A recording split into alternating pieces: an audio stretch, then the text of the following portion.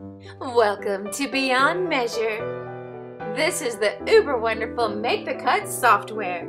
I downloaded the spinner card from the wonderful gallery. This is what you see when it opens. The first layer and the stability layer are the same, so you cut two top track pieces and adhere.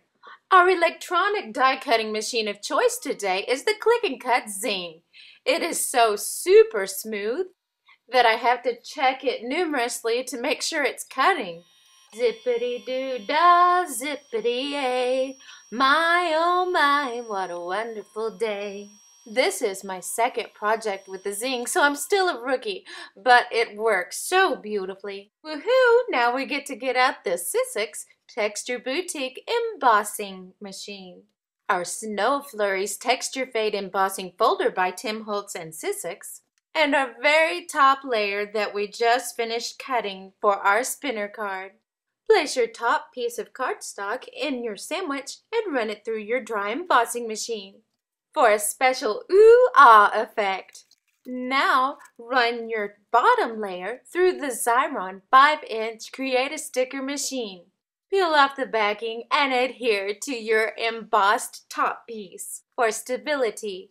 Next, I created a 3/4 inch circle in the Make the Cut software and cut it on the Zing. You only need one per card. Next, adhere the spot to the penny with the Scrap Happy sheer glue. Woohoo! 3 cheers for Jelly Roll for their Stardust Clear Glitter Pen. It gives this project a beautiful effect. No pressure needed for applying the Jelly Roll pen as the ink flows freely and with ease. It's a little difficult to tell, but all we're doing is going around the edges of the dry embossed images. Next, because I didn't have any 1/16 of an inch pop dots, I used my handy dandy hole punch to punch a dot out of the foam tape.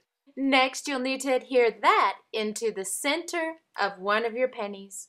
Oopsie, by the way, you need 2 pennies for this project.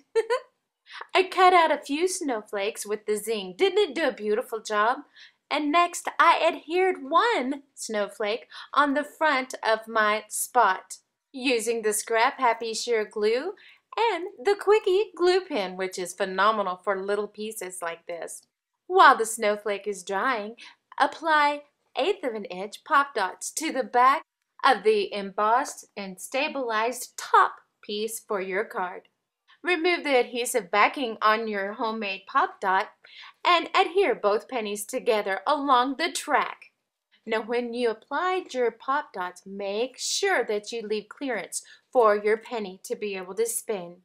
We're tying in the foundation color of our card by placing it behind the little track window. Cut the next layer and Make the Cut. Apply adhesive to just a portion of the scrap piece of paper. Align on your card and adhere the rest of it. Now it's time to remove the adhesive backing off of your pop dots. Cut your next layer in Make the Cut software on your Zing and dry emboss in the Sizzix Texture Boutique in the Snow Flurries Texture Fade by Tim Holtz. This embossing folder has such a beautiful pattern on it. This is so exciting!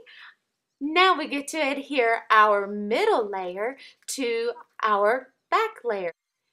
The adhesive of choice that I used was by Scotch. It's a pink ATG gun. Make sure that all of the adhesive is exposed and then place upon all of your mats. This is the Crafter's Companion Ultimate Tool. We're simply using it to score our card down the middle. And now we get to put it all together and adhere together with the Scrap Happy sheer glue. Carefully use your brayer around all edges because you want to make sure that it adheres beautifully to your card foundation. And this paint marker pen is by Martha Stewart in Silver Glitter. We did motion dots in our little track. Now we're using the uber awesome Ranger Glossy Accents to add some sheen and stability to our little snowflake. Oh, don't forget the rhinestone in the center. Now for professional finish, you'll need to take your Martha Stewart glitter pen and go around every cut edge. This gives more cohesiveness too. For the inside of our card, we printed out "May Your Christmas Sparkle with a Touch of Heaven" on our computer and just printed it out. Now I'm cutting out a piece to be able to run through the Cuttlebug with a spellbinder die. It's called Classic Ovals Large. You don't have to, but I like to apply the Scotch repositionable tape on my sentiment and die.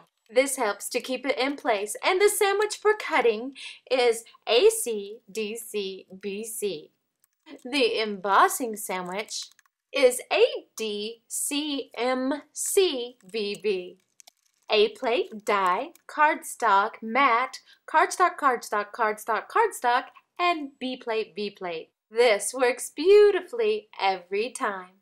Now for a professional effect, and also to enhance the embossing on the classic oval, we'll ink with a light hand with Frey Birdlap by Tim Holtz Distress Ink. Next, adhere to the inside of your card. Ink the snowflake with a very light hand. Adhere with the Quickie glue pen, and then use your diamond stickles. They go with everything. It's a beautiful, beautiful color to have. Choose the one-word digistamp that you would like to use for the front sentiment, and tear along each and every edge, making sure to hold the sentiment in one hand and pull towards you with the other.